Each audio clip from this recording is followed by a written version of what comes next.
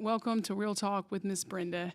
And obviously, I'm not Miss Brenda, and since Miss Brenda is not here, which is what I want to talk to you about tonight, we're going to call this Real Talk about Miss Brenda.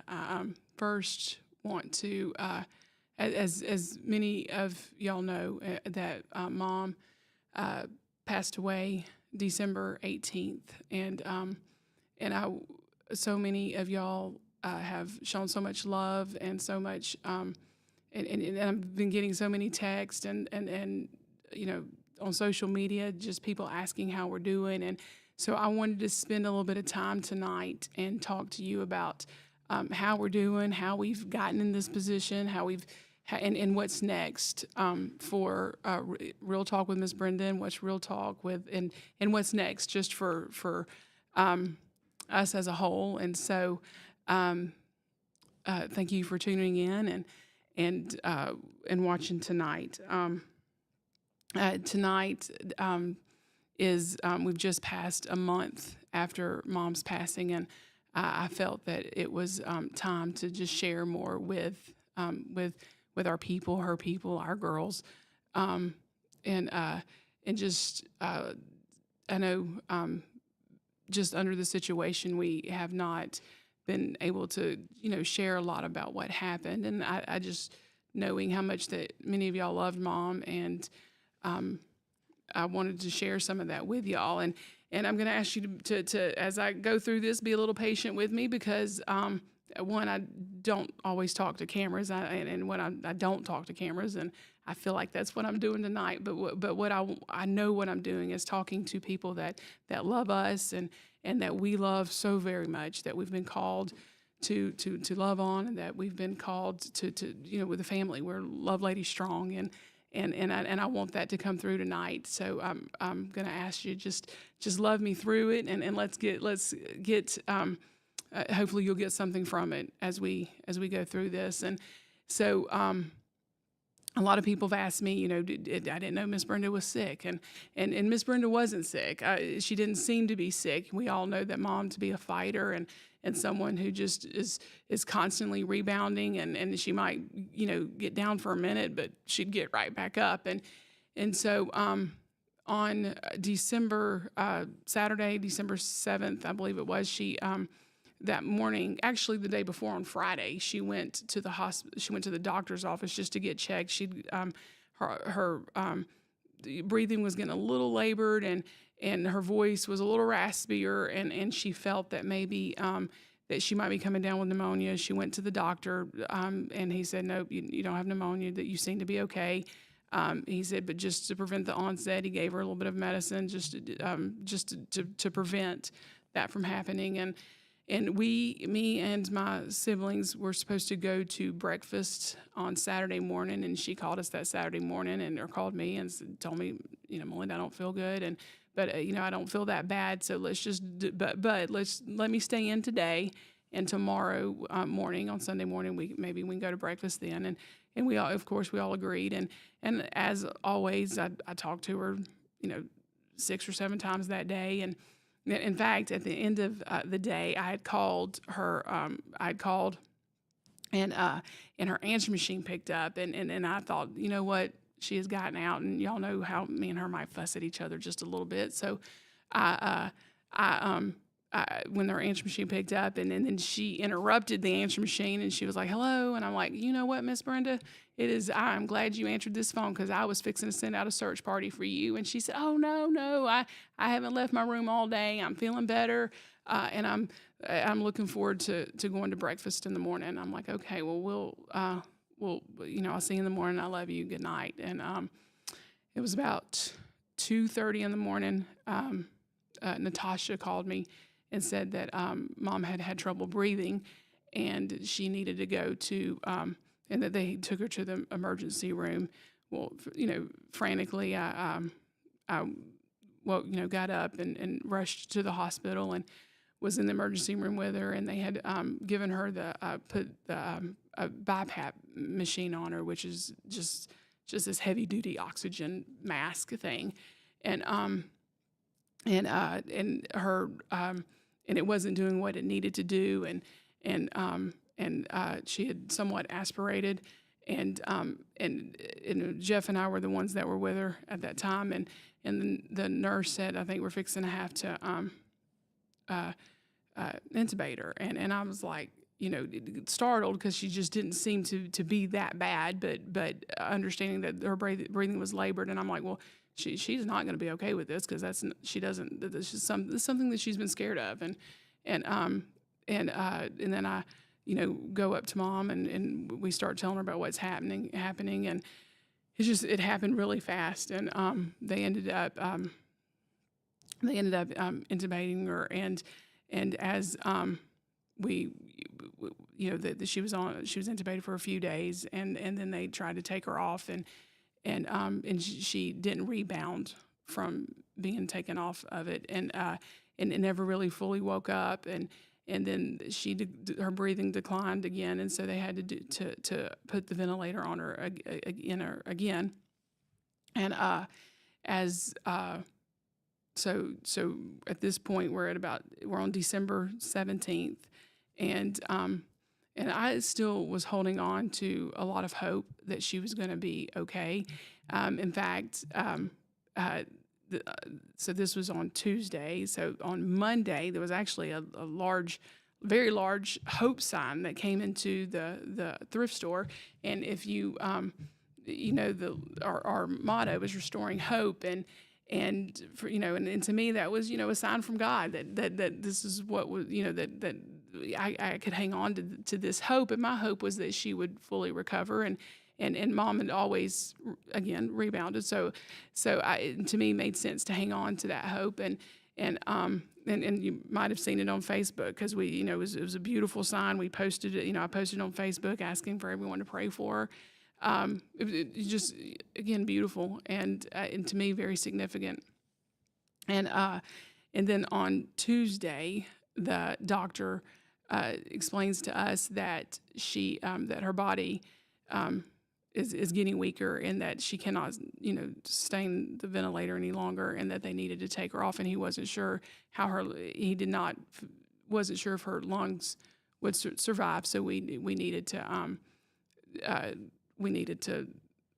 move. We needed to be prepared. He said, hope for the best, but you need to be prepared for the worst. And again, I went. I'd spent the night, most of the nights at the hospital during this time, and so that night I, went to sleep with having hope again. And then it was around 4:00 that morning, which was December 18th. My older my older brother, I think most of you know him.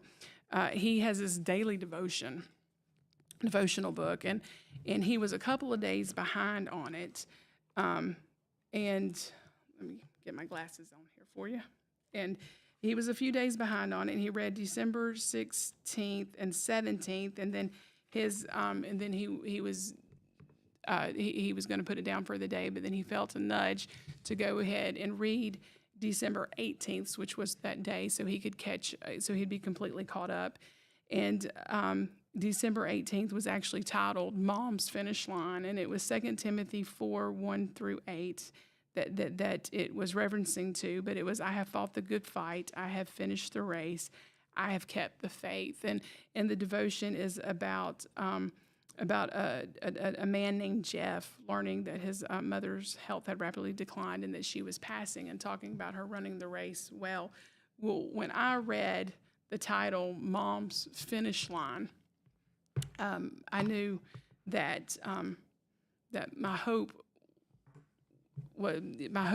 was not necessarily that my mom would wake up and recover from this, but my hope was in Christ and Christ alone, and that I had come to the terms at that point that Mom was going to pass that day, and to see God's grace and His mercy in delivering us a message, a devotional book that actually read Mom's Finish Line, and acknowledging that she had ran the race well, that she had fought the good fight, that she had the faith, and Mom had done all that, and I believe that the Lord, that was just just the favor of the Lord, just giving us that sign that He was in it, and so it was around 11:15 that they had taken out the ventilator on December 8th, took her off the ventilator, and she passed away around 12:25. And she was surrounded by me and Jeff and Bo and Matthew and Miranda, my sister-in-law Rebecca, Natasha. We were all with her, and the presence of the Lord was in the room with us, and again we carried that peace, and we're that we know where she's at, and since that. Sorry, y'all, give me a second. And then since that time, it was a whirlwind. And I know, like, the Lord, as a lot of y'all ask, how are you doing? How are you doing? And be sure to grieve. And I'm like, how do you just being? I mean, how do you not grieve? And so when people ask me about it, I'm like, you bring up certain things or something happens, and I'll cry, and I'll cry. Grieving is definitely part of it, and God is, and I've seen God's faithfulness through the grieving process. There was so as we went through Christmas, and Christmas, December 25th still happened. Christmas looked a lot different for us, but just a couple ways that I felt like the Lord has shined on us in this is we had on December 21st, on Monday, December 23rd, somebody had asked me about, hey, Miss, I hate to ask you this, but Miss Brenda had ordered something for me, and it hasn't come yet. And I was wondering if there's any way that you could check on it for me. And so I pull up Mom's Amazon account. We all know that Mom was a shopper, right? And so when I pull up her Amazon, I saw that she had there was actually a delivery out for that night, and I saw that it was 2 shirts, and knowing Mom, I kind of had my hopes up. I was like, it was the last thing that she ordered on December 7th, and I was like, I wonder what it is, and it was actually this Chosen shirt that I have on tonight for us. For I wanted to share it with you, it was, she had bought her one and me one, and two matching Chosen shirts, and to be out delivered that night. I wanted to go chase after all the FedEx trucks trying to find it, because I was desperate, wanted to know what it was that she ordered.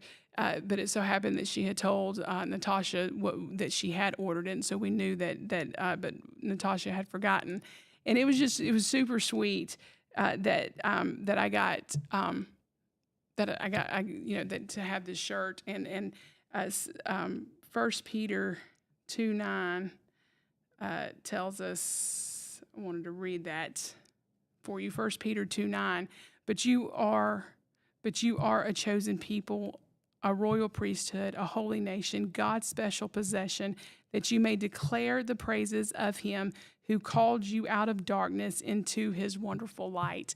I love that Bible verse. I love that it's chosen, and that we are chosen. And I know that Mom fought so hard for us to know that we are chosen, that we are as chosen people, and that He has called us out of darkness into light. She was passionate about teaching all her women that, and she taught me to teach her women that. And so I wear this shirt with great pride. And if you want to know who got her shirt, it was Kaylee. And Kaylee wears hers with great pride as well. So that being said, that's what happened. And how are we doing? It depends on the day. Funny, quick story. I felt like I'm in a pretty good place. And again, people, you got to make sure you grieve. And I want to encourage you, as I share this story,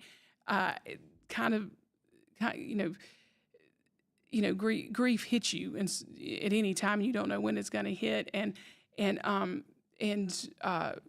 one particular day, I'm going up my driveway. It was actually a Saturday, going up my driveway, and my car radio somehow sometimes switches frequencies as I go up my driveway, but most of the time it's like a static shh, and then as it shh, it kind of decides what frequency it's going to hit in, and then if it goes to a secular station, it's secular music station, it only lasts for a second, but then it bounces back over to my Christian station that I always keep on my radio. And this particular Saturday, when I get up to the top of my driveway, it never staticked, it never did anything. So I think I'm still listening to Christian radio. And as I'm listening to a song, it's never a song that I'd heard before. And I was like, what song is this? And then as I'm listening a little bit more, it's about the losing a parent. And so I just immediately start tearing up listening to the song. And then the song has a cuss word in it. And I was like, oh, wait a minute, this isn't my Christian radio, but now I'm into this song and I am listening to this song. I am all in, I am bawling, I am crying, and then there's, it's like, how could you leave us? And I'm crying and then I, listen to all of the song, and then I go to my house, and I'm getting a little frustrated because there's just made me sad, and I'm flirting with angry a little bit, and then I pull it up on YouTube, and so I can listen to it a little bit more because that's how it works, right? And then and I'm getting a little more angry. Well, then I don't want to be angry by myself, so I send it to my brothers, and then I realized that I had forgotten my computer at the center. So I have work I got to do. So I get in my car, and now now I don't need the secular station anymore because I've got it on my phone and I'm listening to it on the radio. Listening to it through my Bluetooth. And I'm in the car and I'm crying, and I'm getting on the interstate, and again flirting with angry. This even though the song's not an angry song, it's it just with the how am I supposed to get over you? How am I supposed to get past this? And how am I supposed to? And generally, when I'm walking in the spirit, walking in the spirit, I know how I can get through this. But now that's not what I'm listening to right now. I'm listening to, I don't know how I'm going to, and I'm getting angry. And then it's time for me to get on the interstate, and the car is not letting me over. And I am getting mad because why would you not let me over? And I'm like, well, I'm going to get over. And so then I somewhat run over, like I don't run over the car, but I'm getting over. And I did. And then I'd like speed up and getting a little, I'd call it maybe road rage. Maybe a little bit, and that's not like me. And then as I go to get off the interstate, that car is a long way past me because I'm over it. And then I get off the car, get off the interstate, and it dawns on me that I've let something, again, it wasn't that it was a bad song, but where I was at in my state of mind and everything, that I had lost the frequency. I had lost where I'd been walking with the Holy Spirit and where the Lord is carrying me and guiding me through. I was letting the wrong message speak to me, and the wrong thing was coming out. And so I say that to encourage you that sometimes we can kind of let the wrong frequency get in our head, and then the wrong thing starts coming out. And so I turned it back on to my Christian radio, where the messages are uplifting, and it encourages grief. It encourages there's a time to mourn. Scripture tells us that, and I don't need to be scared of that, and I'm not scared of that. But when I listen to the wrong voices, and as any of us listen to the wrong voices, we can get our heart in the wrong place. And so as I share that with you tonight, I just want to encourage you to, as I encourage myself, to walk hand in hand with the Lord and let Him lead and let us guide us. A couple of scriptures that comes to mind was Philippians 4:8, where it says, and now, dear brothers and sisters, finally fix your thoughts on what is true and honorable and right and pure and lovely and admirable. Think about these things that are excellent and worthy of praise. I want to encourage you to do that tonight, to think on the things of what God has for you, what's lovely, what's pure. A couple of people have asked what's next. I'm so grateful to BGTV for making this podcast possible with Mom. I know it was very, very important to her. and it's not over. She has eight more shows that's going to be playing for y'all over the next 8 Mondays. We're excited about those. Stay tuned in. Listen, some great guests are coming up. Her birthday is next Monday, and just because I know we've always celebrated it, we're still going to celebrate it. Don't know what in capacity, but keep that in mind. That her birthday is the 27th. People have asked, will the podcast continue afterwards? I plan on anything that Mom has started. I feel that there's a plan and a purpose for it. We plan on the podcast continuing through definitely through this year. I hope longer. We'll see. Just see if y'all tune in and y'all listen. If you do, we believe we're going to shift more about her legacy continuing and just that the legacy continues and the importance of what we do here on earth, that it matters, what we carry forward. And what we do here matters, and that we want to be kingdom builders, and we want you to be kingdom builders. We want you to live your purpose-driven life, to see the impact that Mom made, and that God gives us all the ability to make an impact. So we want to sow into y'all through this podcast over the next few months, just to see what the Lord does. Tune in, be part.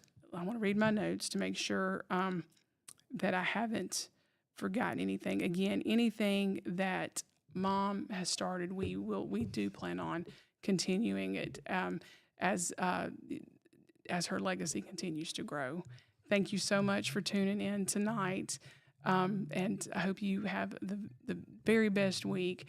And we'll see you next Monday for Mom's podcast. Love you so much.